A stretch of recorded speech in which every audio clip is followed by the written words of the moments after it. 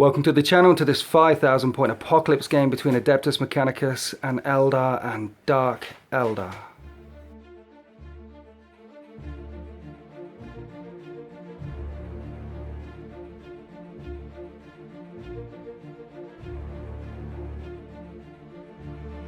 On the ruined outskirts of Sominus City, Fortress 17A guards the entrance to the Adeptus Mechanicus forge and all the foundries and munition supplies. And the Dark Eldar and Eldar war host will be sweeping out of the ruins and attempting to take these objectives. These bunker complexes to the right and to the left are the objectives, as is the central tower. If the central tower gets blown up, we'll drop that objective marker down and say within 3 inches of that we're saying anyone in base contact with this structure, we're going to take that one away when the game starts. We'll score it. It is not night fighting, it is high noon when the Eldar attack. The Mechanicus can deploy up to the line.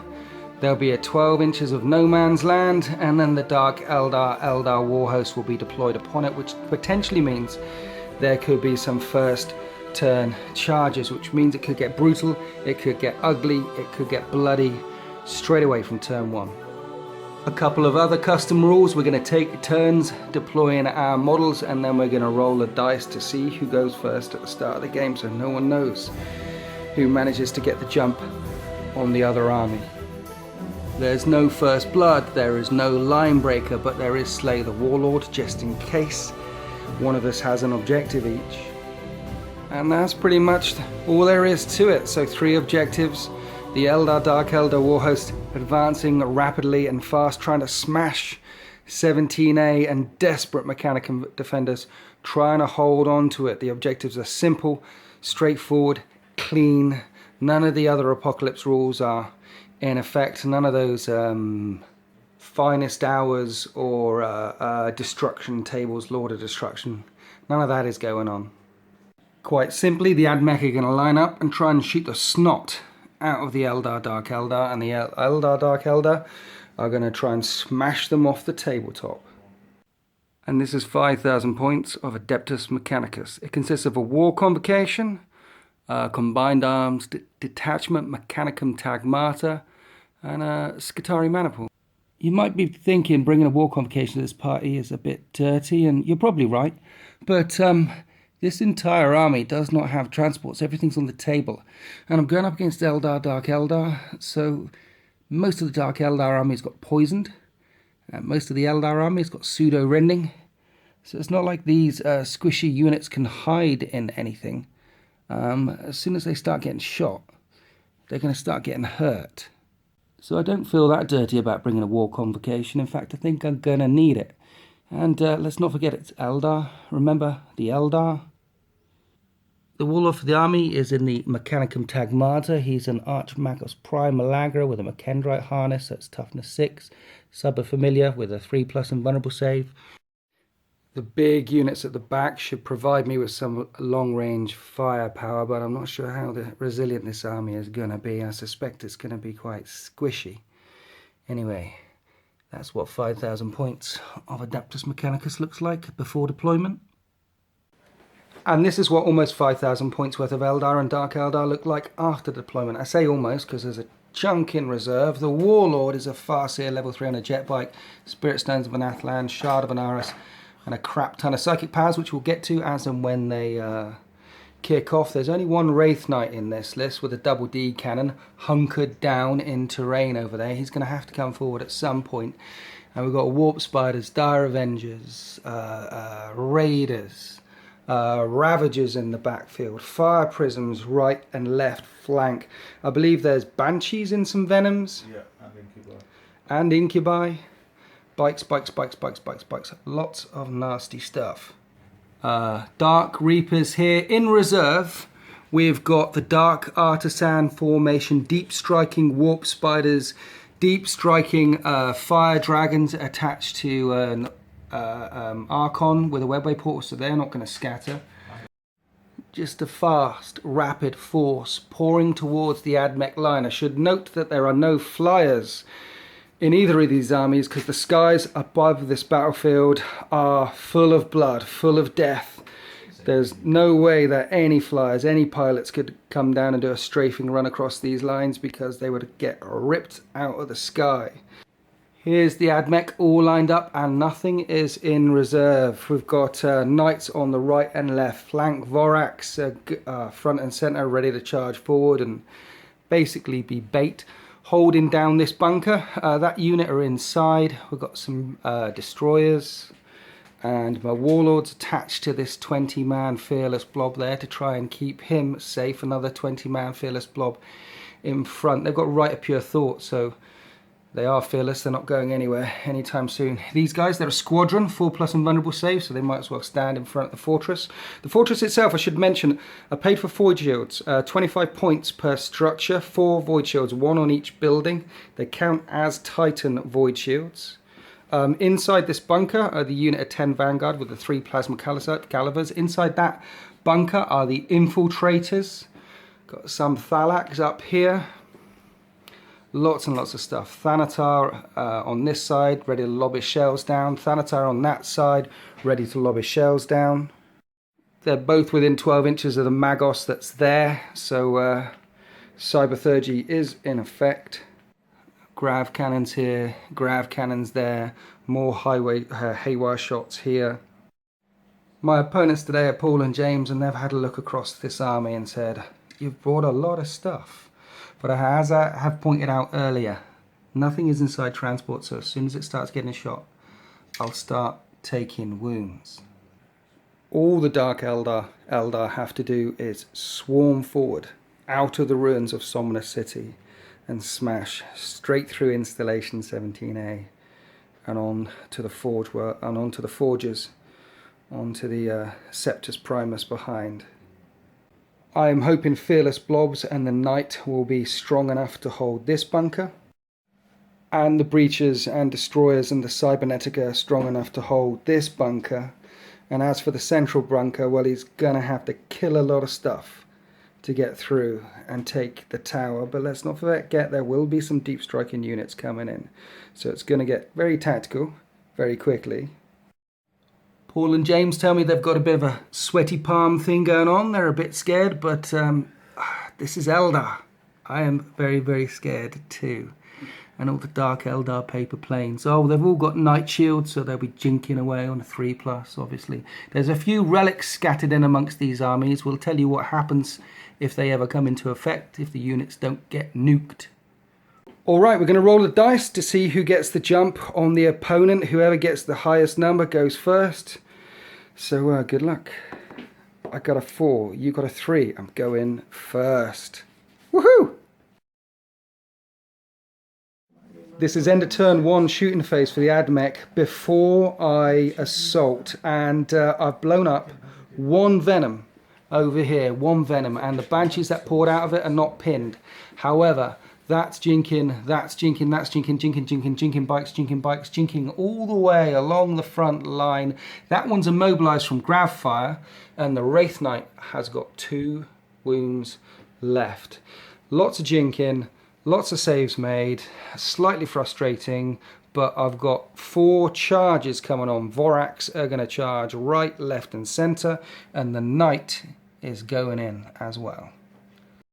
The end of the assault phase, and it just got worse. Both of these Wave Serpents have got Hollowfields on them, so yeah, I've glanced this one and shaken that one, and that's all I've done with the Vorax.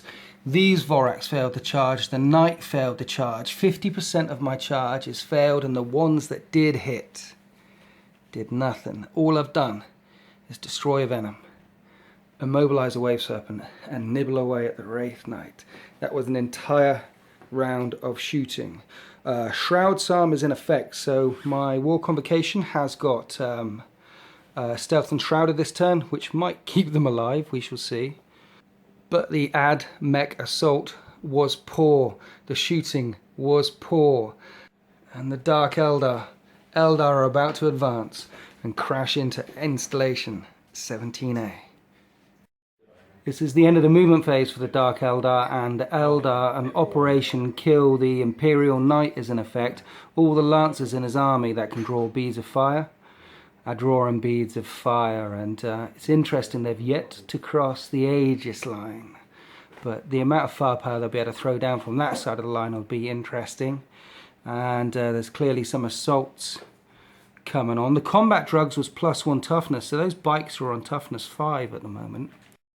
End of turn 1 for Eldar, Dark Eldar, and the Imperial Knight has fallen. He took D shots, lance-fire shots, lots and lots of shots, and he exploded, and he took out a couple of Die Avengers when he went boom, but that was a heavy, heavy blow for the Admech. The Tech Priest Dominus took a wound, one from that unit died. Over here, chunks out of this large fearless blob here. But that was pretty much it for the shooting attack. I managed to weather the storm. That Shroud's Arm, keeping me safe from most of the turn fire. Then as for the Vorax that dared to venture into the Eldar Dark Eldar zone, this unit are dead. This unit are dead. Interestingly, 3 of the jet bikes died to Overwatch from the Radphage as they came in, and their toughness has been reduced. And the Howling Banshees and this unit of Incubi have wrapped up that last Vorax. It's a tough target for them to hurt, and that Vorax has got 2 wounds left. It's fearless. So the Eldar Dark Eldar advance, destroying one knight and taking away most of the threats on their half of the table. It's time for the Admech to respond. They have no reserves, and they've got to hit back, and hit back hard.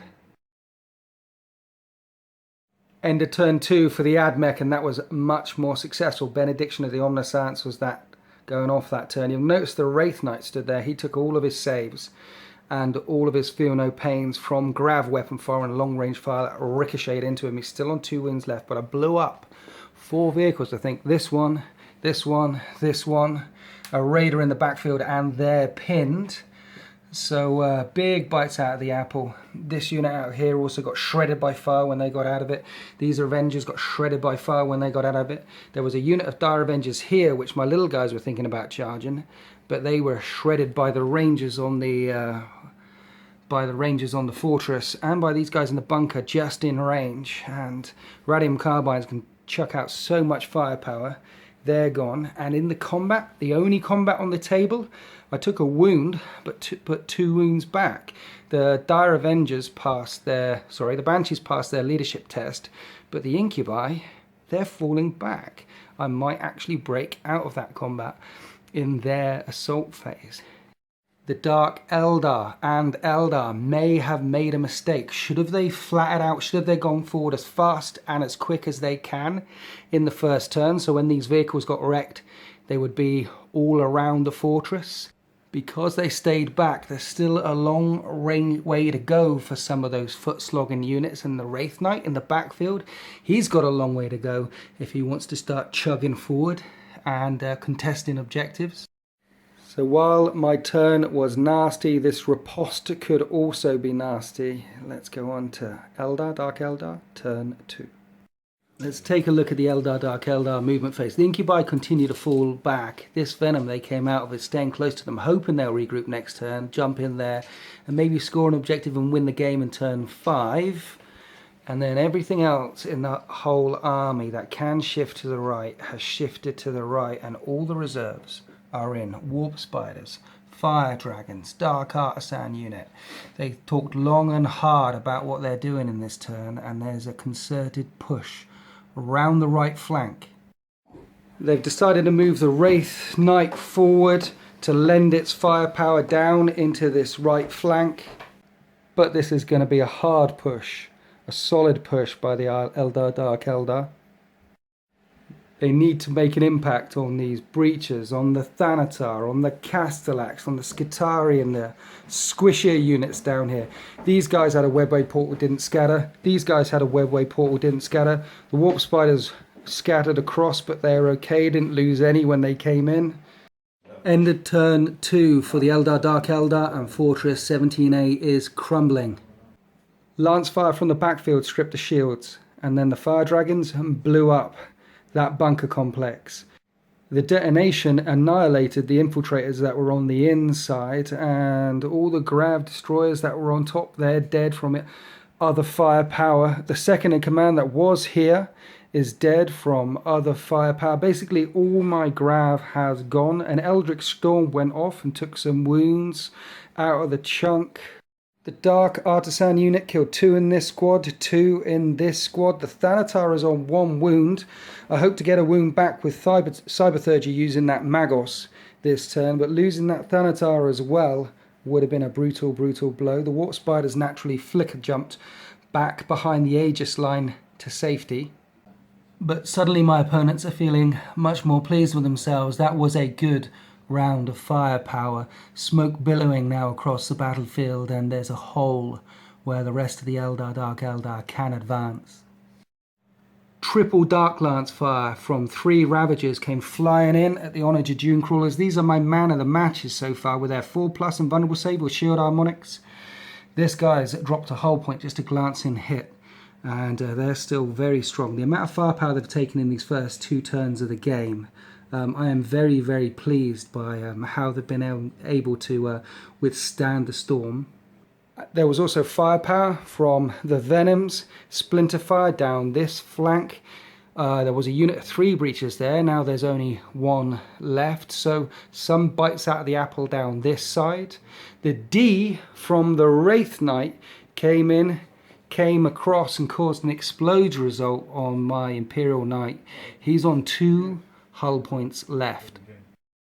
The fight with the Vorax, well, he didn't take any wounds and killed a couple more Banshees, and they're falling back along with the Incubi. That assault by these 2 units into this Vorax, that wasn't well thought out, and he will be free to go charging into these Dire Avengers in my turn. It's going to be interesting to see what firepower I can bring to bear to try and clear this flank, or do I let them take it and control the other 2 objectives?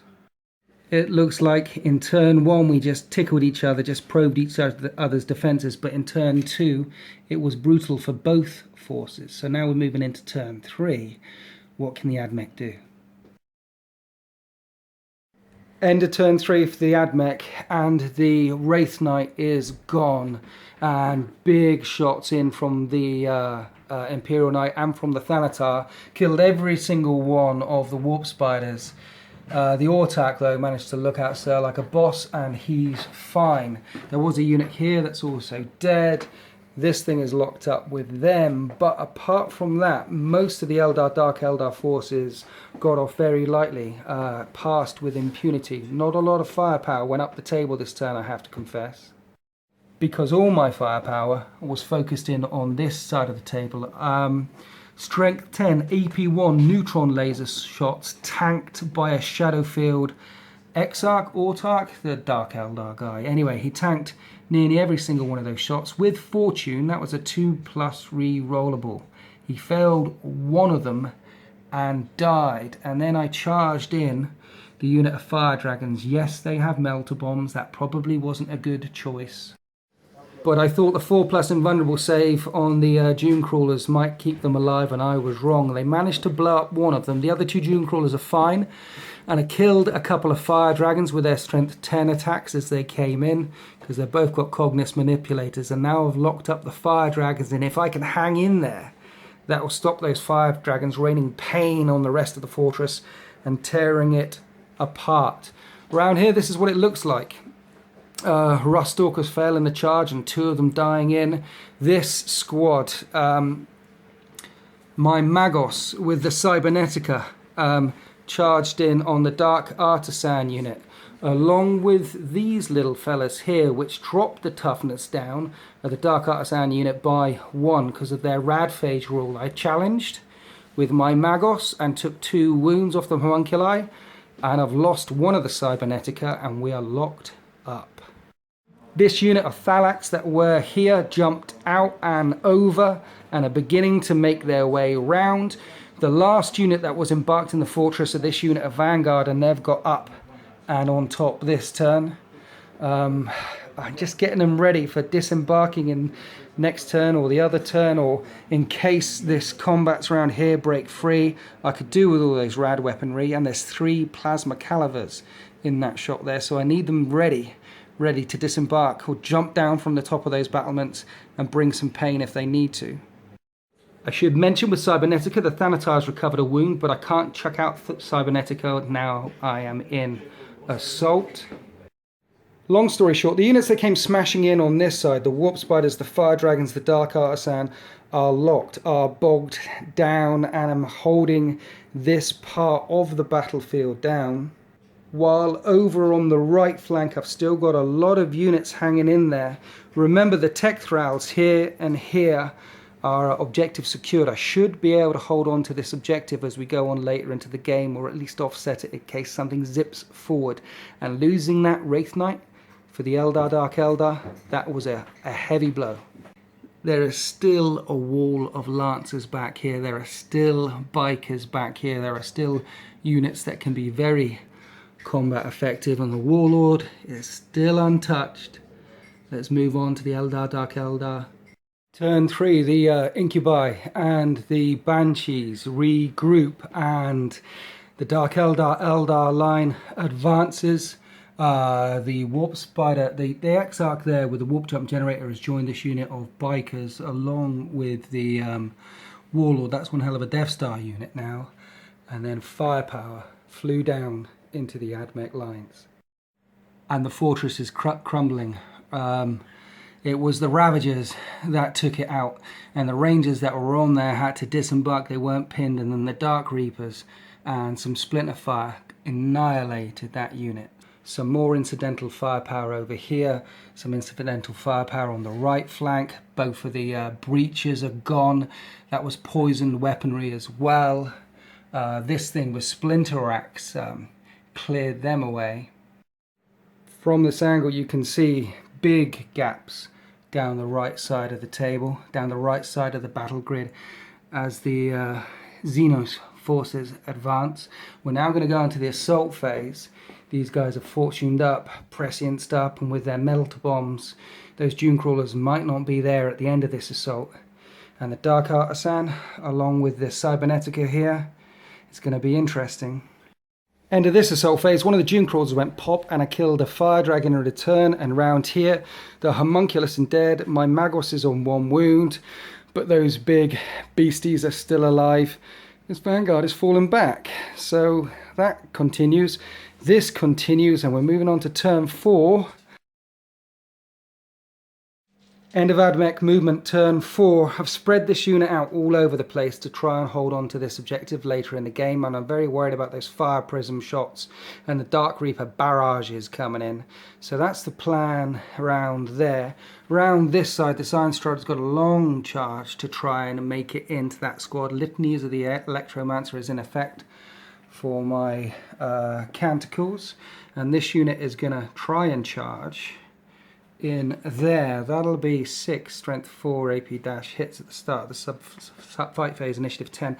That might help, but they have got fortune on, so they will be re-rolling their saves. And then I shot, and the Thanatar fired its barrage indirectly onto the Warlord of the enemy army and failed his lookout, sir, and then he failed his save, and he is gone. That was deliberate, because I think the Eldar Dark Eldar are going to take this objective. I think this one is going to be contested, and I think I'm going to take that one. That's what I think might happen. So it's deliberately going for the Warlord there, and a cheer erupts over the Admech lines as that pointy-eared Warlord is destroyed to plasma mortar fire, melted, an unholy, painful death. On this side of the table, the remaining HAOI shots that I had left wrecked that Venom. They're out, they're not pinned. And that's pretty much it. Oh, I wrecked this vehicle as well. I forgot where that shot come from. Where did that shot come from, guys? Yeah, that was the rapid firing battle cannon from the Imperial Knight, which is only on 1 hull point left. And then he strafed along the Bikers. There's only 2 of those Bikers left there. So that was pretty successful for me, but there's still some fast units that are able to zip up later in the game for the Eldar Dark Eldar, and that Warlord kill, that was just juicy. Anyway, we've got some assaults to do. Over here, the Iron Strider attacked and did no wounds, and my Magos died, and the Castellax took 3 wounds. It's on 1 wound left, and yeah, so both of the HQs from that squad are dead, and it's going badly for me. Both of those monstrous creatures, the pain engines, are untouched. They're making they feel no pains, and they will not die, and that assault is crumbling. And talking about assaults are crumbling, that happened. I managed to kill 2 fire dragons in the assault there with the Core Claw attacks and the June Strider, but then it blew up, and the explosion, well, that's what happened. It went very, very badly. So the Exarch, a fire dragon, and that Autarch or Farseer are free, and at the foot of the tower, at the foot of the objective, ready to spring forward and cause some pain. Over here, this assault with the Vorax, they continue to club each other, but causing no wounds on either side. So we're moving on to turn 4 for Eldar, Dark Eldar. The Imperial Knight is on 1 wound left. 2 of the structures of the tower are collapsed. This assault is going very badly, and there is a big gap down the right side. It's looking ugly for the Admech. Let's move on to Eldar, Dark Eldar, turn 4. End of turn 4, and the destruction continues. The night blew up and the tower has fallen. Lance fire from the backfield. Fire dragons this close managed to tear it down, and a unit inside are pinned, and one of them died in the explosion. That was brutal. The night blew up on the spot. It didn't kill anyone when the catastrophic explosion went nuts. In this assault, the Autarch that was joined to the Warp Spiders has gone flying in there. The Castellax is dead, and that unit and those units are now locked up. That Dragoon isn't going to last much longer. It's going on to my turn 5, and then in their turn 5, they'll be free to rampage around this side of the table. As we look at the Admech deployment, basically I'm in this corner of the table. That's all I've got left. But as we go to turn 5, I do control this objective and that objective. No one controls this one yet.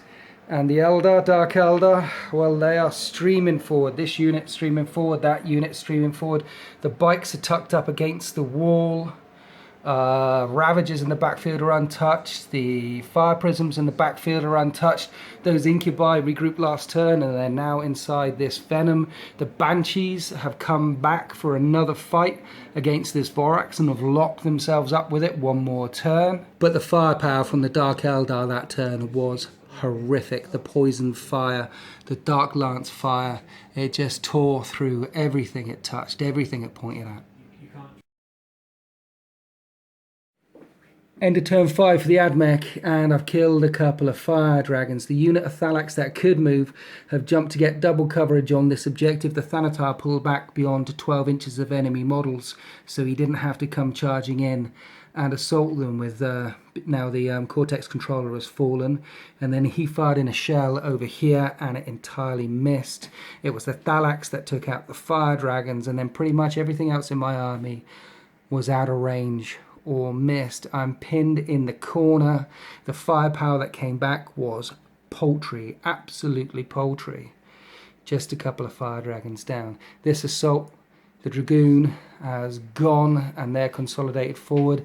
This one tried to charge with June Strider in on this unit here and failed to charge with a roll of 2. So even with Iron Strider, there's no way he could come in to lock that up. And I am back pinned in the corner of my table.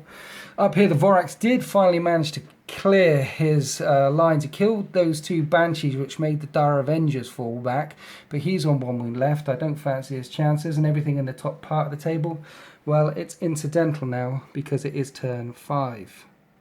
As it stands, the Eldar, Dark Eldar will score this objective at the end of turn 5. I currently hold this one, which is that marker right there in the center, and I control that one. So currently I'm winning, and I've got Slay the Warlord, but they've got an entire turn of shooting and assaulting and some fast flatting out units that can make their way up. Oh, I just remembered something else I killed. The 2 bikes that were carrying there, I could get shots on them with the Vanguard. So that's a fast unit that I managed to stop. So we're moving on to Eldar Dark Eldar, turn 5. It's the bottom of turn 5. We've done all of the Eldar, Dark Eldar movement and shooting phase, and it is all over. This is the way the world ends. And this is all that remains of Fortress 17A, completely destroyed. That building in the center is a ruin, and the towers and the bunkers are gone. Lancefire stripped the shields and detonated the left bunker, and everyone inside died when remaining poison fire and other fire came in and cleared them away. As for the 2 units of Thalax that were here, well, this unit was prescienced up and shot into them. They had the 2 Venoms back here with dual splinter cannons. That was 24 shots shooting down into them.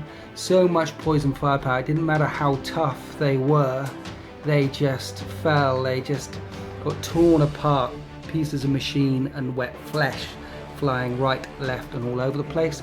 And this unit of 3 attack bikes, Reaver jet bikes, which were hiding all the way up there all game, hopped out of that terrain in the movement phase, and then in the assault phase do what Eldar Dark Eldar do, and zipped all the way around the table and took this objective. The Autarch with a fusion and warp jump generator took this objective after blowing the last Dragoon up. So the Eldar Dark Eldar score this objective and this objective, and I only control this objective and have slay the Warlord. That's all I got left. All I have left is a Thanatar, a big blob and some Vanguard, and that's it. It was brutal, it was devastating, and I have been cleared off this battlefield. At the start of the game it looked like things were going badly for the Eldar Dark Eldar, but when these reserves came in and when they decided to hit this flank and hit this flank hard, hit it hard they did. The Dark Artisan formation was able to hold up some key units. The Fire Dragons were able to blow up large parts of this building and take the Dune Striders out, the Dune Crawlers out of the fight. The Eldar Dark Eldar just rolled over the Admech forces, destroying everything in their path. The Warlord for the Admech is screaming out for evac, screaming out for help. No help is coming. The skies will fill full of Eldar Dark Eldar flyers, and it'll be all over for this humble warrior. The Xenos advance out of the city and straight through the Admech warhost and onto the manufactoriums that lie behind. They are victorious. The Imperium has fallen this day. Thank you very much for watching. Happy New Year.